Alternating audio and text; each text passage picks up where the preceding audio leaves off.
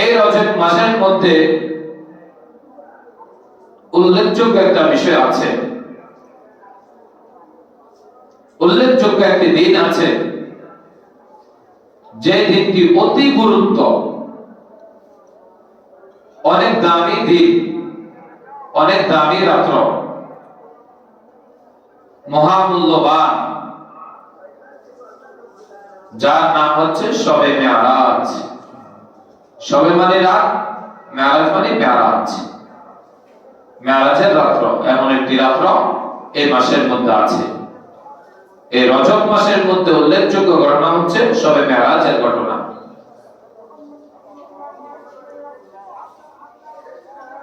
এটাকে শবে মেরাজ বলা হয়, আবার ইসরাও বলা হয়।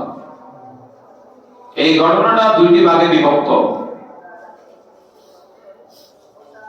একটা হচ্ছে ইসরা, যেটা হচ্ছে বাইতুল্লাহ থেকে নিয়ে রাসূল সাল্লাল্লাহু আলাইহি সাল্লাম বাইতুল মাকদিস পর্যন্ত সফর করেছিলেন, এটাকে বলা হয় ইসরা।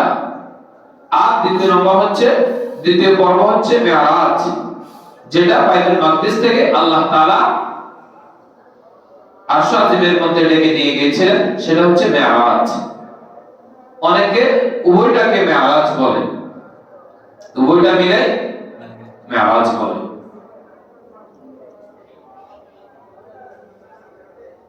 কেন সূচনা হয়েছিলেন, কেন এই মেরাজ হয়েছিল?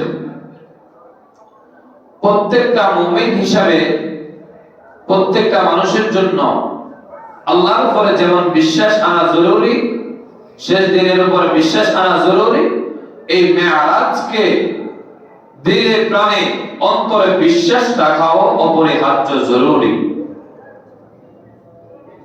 বিভিন্ন ভ্রান্ত মতবাদ আছে, দল গোষ্ঠী আছে, যারা এই মেরাজকে অস্বীকৃতি জানায়।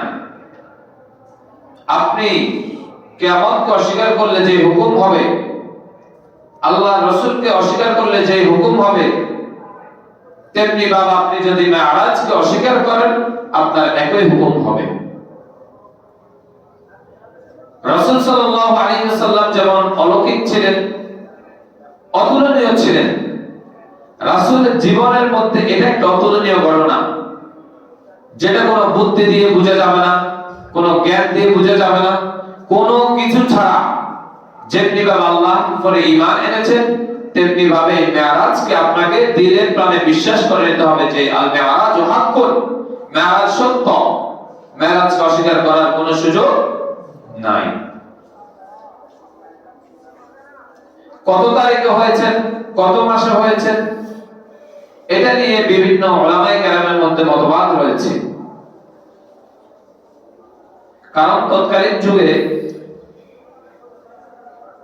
মানুষ এগুলো হিসাব রাখতেন না। এখন যেমন আধুনিক হয়েছে, মানুষ হিসাব রাখেন, তখন এগুলো হিসাব রাখা হতো না। বিভিন্ন মতবাদ আছে, 16টি 15টি মতবাদ রয়েছে।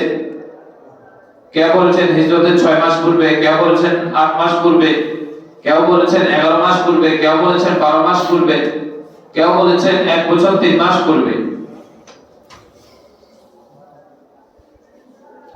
কোন মাসে হয়েছে? কেউ বলেন রজব মাসে হয়েছে, কেউ বলেন শাবান মাসে হয়েছে। এক একজন এক এক মাসের কথা বলেন। বাকি অনেক উলামায়ে কেরামের মতবাদ হচ্ছে 27 তারিখের মধ্যে। এই জন্য কখন হয়েছে, কোন মাসে হয়েছে, সেটা আমাদের দেখার বিষয় নয়। কিন্তু এই দিনের মধ্যে রাসূল কি কাজ করেছে, রাসূলের কি করণীয় ছিল, সেটা হচ্ছে আমাদের লক্ষণীয় বিষয়। রাসূল সাল্লাল্লাহু আলাইহি ওয়াসাল্লাম কখন পৃথিবীতে আগমন করেছিলেন? তখনকার কালে এত জুলুম, অত্যাচার, অবিচার হতো, জাহালাতের যুগ ছিল, যাকে আমরা আইয়ামে জাহিলিয়াত বলে চিনি। যখন এভাবে জাহালাতের প্রচলন শুরু হয়ে গেল, তখন আল্লাহ রাব্বুল ইজ্জত মুহাম্মদুর রাসূলুল্লাহ সাল্লাল্লাহু আলাইহি ওয়াসাল্লামকে প্রেরণ করেছিলেন এই অন্ধকার নিমজ্জিত জায়গা থেকে মানুষগুলোকে দ্বীনের পথে আহ্বান করার জন্য, মানুষকে দ্বীনের পথে আনার জন্য। রাসূলের যখন আগমন ঘটেছিলেন, রাসূল যখন দ্বীনের দিকে মানুষকে আহ্বান করা শুরু করে দিলেন, যারা মূর্তি পূজারী ছিল তাদের সামনে যখন মূর্তির অসারতা বর্ণনা শুরু করে দিল, মূর্তির খারাপিগুলো শুরু করে দিল, যে তোমরা কেমন মূর্তির ইবাদত করো, কেমন মূর্তির পূজা করো, যে মূর্তি খারাপও করতে পারে না, ভালোও করতে পারে না, ভালো খারাপ কিছুই করতে পারে না, তাকে যদি আক্রমণ করে তার নিজের আক্রমণও প্রতিহত করতে পারে না, তোমাদেরকে সে আবার কিভাবে জাহান্নামের আগুন থেকে বাঁচাবে, কিভাবে তোমাদেরকে বিপদ থেকে মুক্তি দিবে, কিভাবে তোমাদের পাশে দাঁড়াবে? আরে সে তো তার নিজেকে যদি আক্রমণ করে সে আক্রমণে ঠেকাতে পারে না, তাহলে তোমরা কোন মূর্তির পূজা করতেছ? যখন মুহাম্মদ রাসূলুল্লাহ সাল্লাল্লাহু আলাইহি ওয়াসাল্লাম এভাবে তাদের মূর্তির বিরুদ্ধে, যারা মূর্তি পূজারী ছিল তাদের বিরুদ্ধে কথা বলতে শুরু করে দিল, তখন তাদের কাছে আর এই মুহাম্মদকে ভালো লাগে না।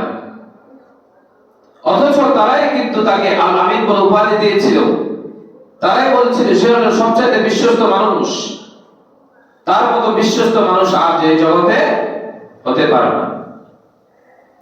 কিন্তু যখন সে হকের প্রতি দাওয়াত দিতে শুরু করে দিল, মূর্তি পূজারীদের বিরুদ্ধে বলা শুরু করে দিল, তখন মুহাম্মদ সহ সাহাবায়ে কেরামের উপর অতর্কিত হামলা শুরু হয়ে গেল। একের পর এক বিভিন্ন ভাবে জুলুম নির্যাতন শুরু করে দিল। মুহাম্মদ রাসূলুল্লাহ সাল্লাল্লাহু আলাইহি ওয়াসাল্লাম তখন এই জুলুম অত্যাচার নিপীড়ন সহ্য করতে পারছিলেন না।